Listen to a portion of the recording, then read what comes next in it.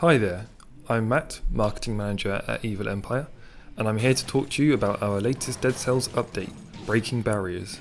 This update is all about making Dead Cells more accessible to everyone. It's been 5 years since that early access release.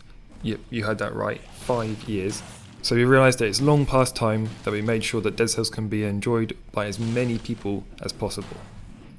We're trying to achieve this accessibility in 2 ways. One is a whole bunch of new options, mainly based around visual cues and mobility, such as outlining characters and objects in game, holding a button to repeat actions instead of requiring button mashing, or changing the font style and size.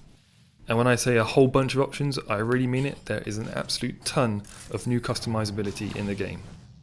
We're also introducing an assist mode, with sliders to adjust elements of the game, such as enemy damage or trap speed, as well as a toggle for auto hit and a multiple lives option.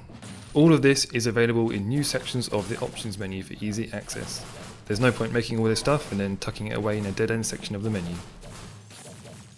So, before I go into each change, I'd like to briefly explain why we're doing this update. Dead Cells is intended to be tough but fair. Sure, you die a lot, but you grow your skill with each run, gaining new weapons and powers until you can beat the final boss. Then you add a boss cell to up the difficulty, die straight away to the weakest enemy in the game, but you keep on improving and moving forward. However, we realise that this tough but fair experience is just unattainable for some players, for a whole range of reasons. The new options that we're introducing here should allow these players to make specific, tailored adjustments to the game to remove the barriers preventing from having that experience, rather than introducing arbitrary difficulty options. We hope that these changes can let more players enjoy Dead Cells as we intended, and if the unaltered version of Dead Cells already hits the right balance of challenge and progression for you, then these changes are all optional. You can just leave the game as it is and continue having fun. So, let's run through the options we're introducing and why we're adding them. First up, we have a range of options to help players with mobility issues. These include holding the button to use your second jump, hold to roll, customizable controls for actions that require a long press or a button plus joystick action, like the downward smash move, plus a toggle option for using the shield instead of requiring a long press. Here we're trying to help players who experience problems when either holding or rapidly pressing buttons, or using multiple inputs in a short period of time. You can also now remap buttons so players with limited hand mobility can adjust the controls to their individual needs. So far, pretty standard stuff. Next up are the options addressing visibility.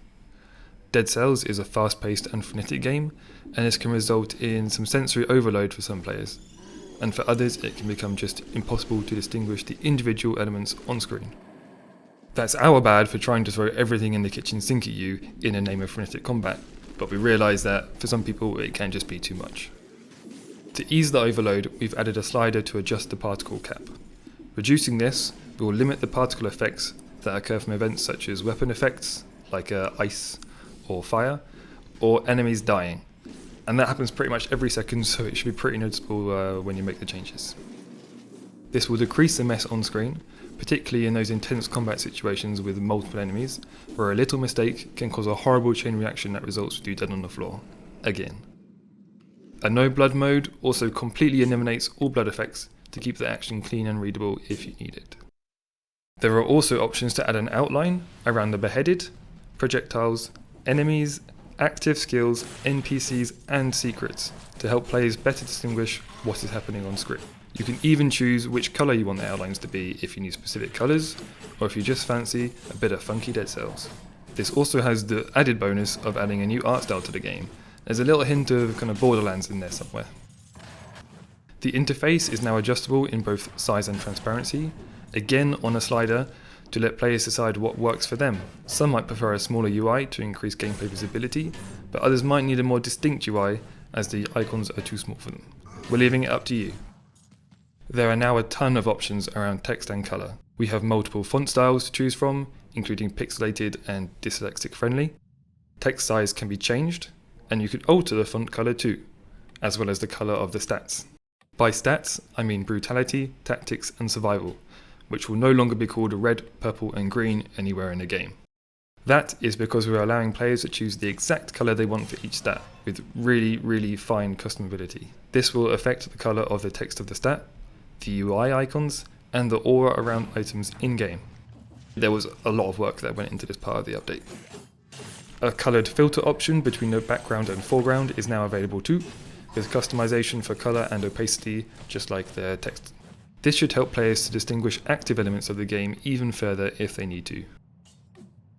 The brutality, tactics and survival icons are available next to the numbers to the bottom left of the UI, and we're adding synergy icons in the equipment menu to improve visibility of effects and their synergies.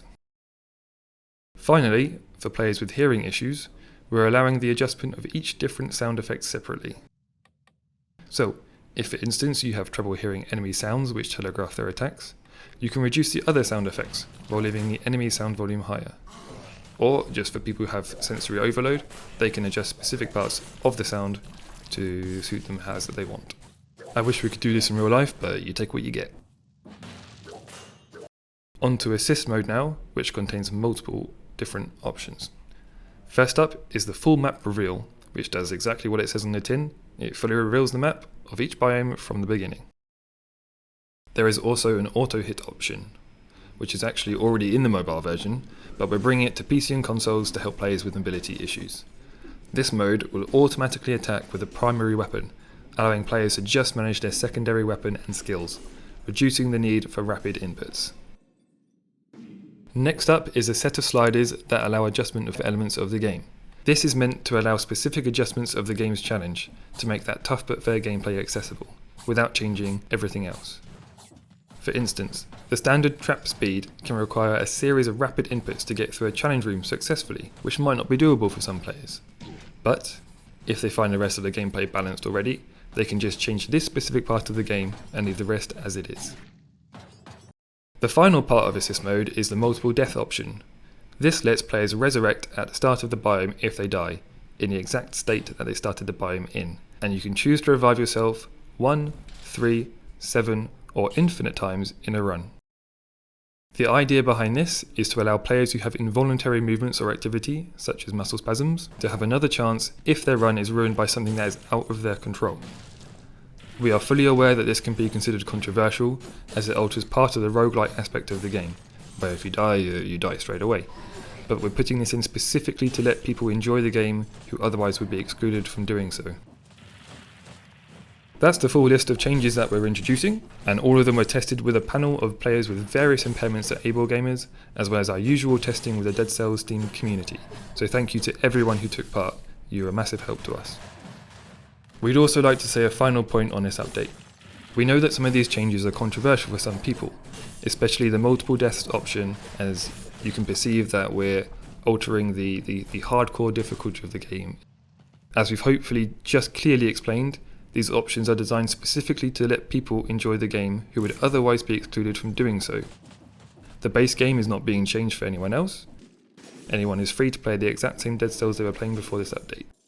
Basically, if we can add options to let more people have fun with Dead Cells, while not changing the experience for players who can already enjoy the game as it is, then we are going to add these additional options.